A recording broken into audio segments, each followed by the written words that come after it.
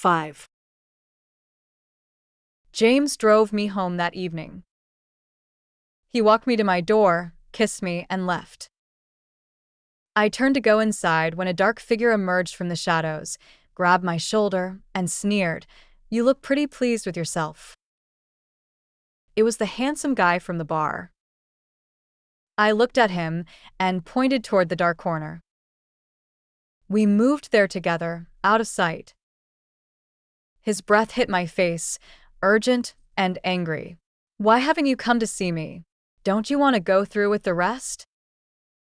I laughed softly. "Don't talk like we're in some kind of relationship. I've just been busy dating." He gritted his teeth. "Give me the money." I shrugged. Not now. "Tomorrow night, 10 p.m. He glared at me, looking like a cornered animal with nowhere to run, then turned and stalked away. I didn't take it seriously and went upstairs humming. The next day after work, I wanted to go out for Thai food with James. But he said he was visiting his parents, and since we weren't public yet, I didn't have a place there. It was the first time we'd parted ways right after clocking out.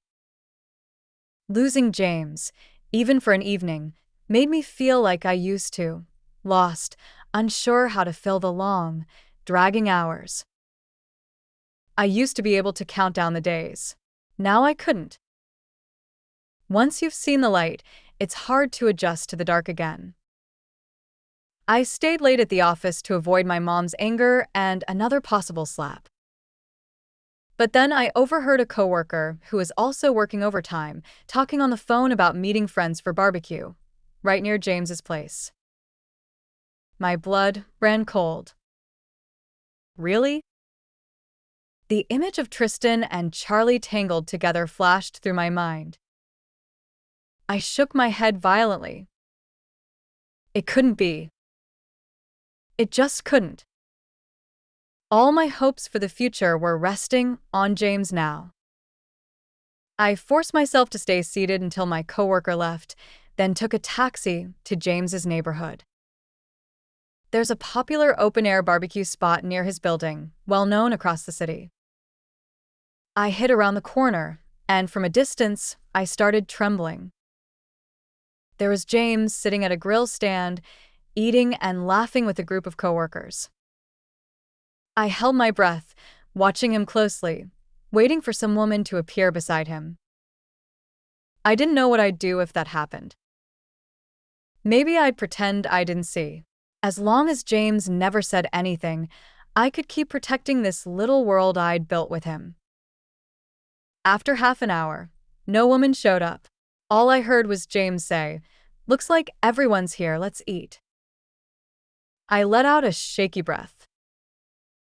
So, he'd just slipped out for drinks with his guy friends. It scared me to death. I turned to leave quietly.